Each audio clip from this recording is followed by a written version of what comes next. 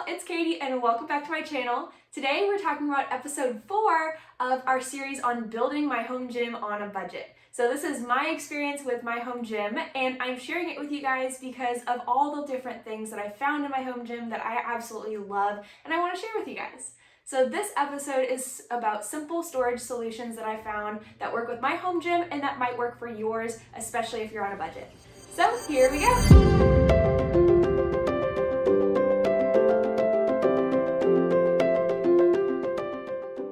Alright, today we're going to keep things super simple and talk about just a few items that I've found for my home gym that work really well in my space and that might work for you as well. Some items I had to go out and buy specifically for my home gym, but other items I already had lying around the house and make so much sense.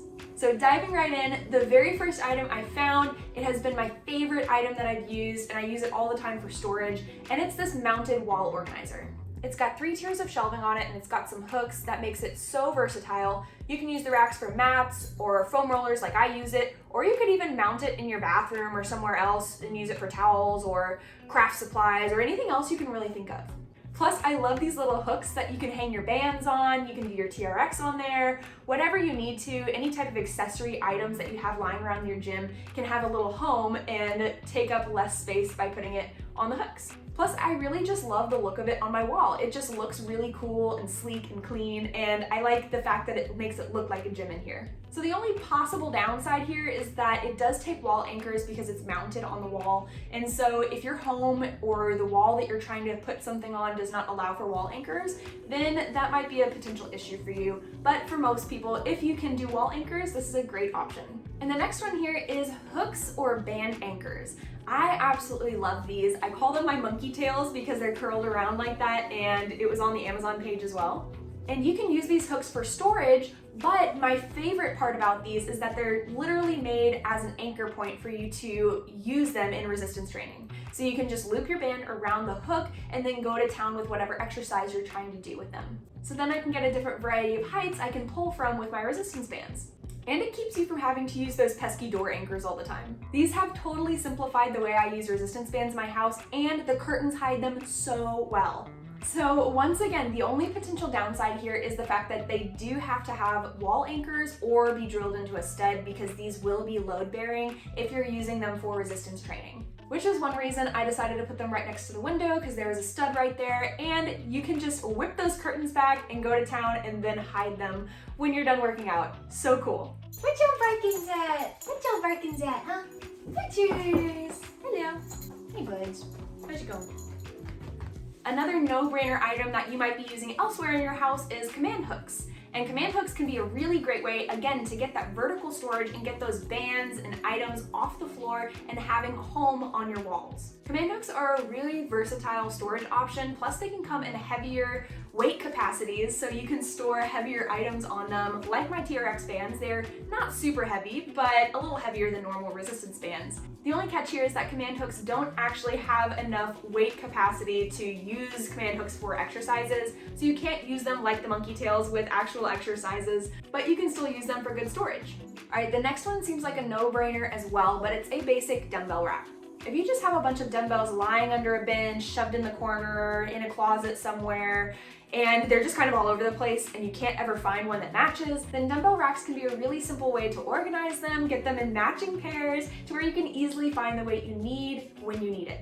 These little dumbbell racks like the one that I have are usually fairly cheap because they only allow for 3 to 5 pairs of dumbbells, which is intentional, I'll get to that in a second, but they're also cheaper because they're not made of metal like the gym grade dumbbell racks that you would see at a gym or maybe in a garage gym where you have a lot of different varieties of weights. And you might have noticed that my rack only has 1 set of dumbbells right now because I have a plan.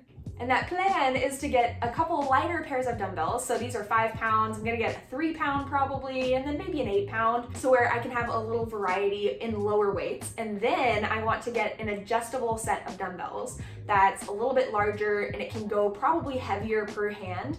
The ones that I'm looking at are gonna start around 10 pounds. So if I can get below 10 pounds on these lighter dumbbells, then I can have those adjustable dumbbells to go from 10 up. And that's going to be a huge space saver as well because depending on the adjustable dumbbells you can get a wide variety of weights, which could be equivalent to like 30 different pairs of dumbbells.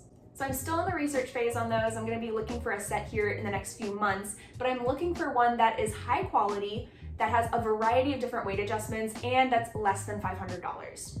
But I'm getting ahead of myself a little bit. I'm going to do a full video on it once I have actually purchased the dumbbells and test driven them a little bit. But in the meantime, if you have an adjustable set of dumbbells that you really love, go ahead and shoot those below so I can take a look at those in my research. But back to this week's video. Our last category here is baskets and bags.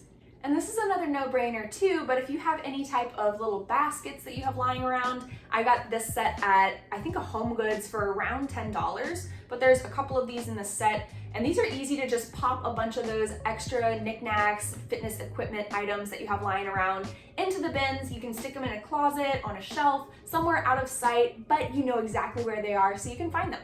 I use mine to store my flat bands, my sweat towels, and any other kind of random band attachments, TRX attachments, yoga items, or even my ankle weights. And bags are another really easy win. A lot of times equipment will even come with bags when you buy them, like both of these came with my TRX and my resistance bands when I bought them. So they're really easy to just pop the little accessories in, especially if it has the label of what the item was, then you can literally put those accessories for that item in here and know exactly which bag they're in. Plus you can hang these bags up for vertical storage too.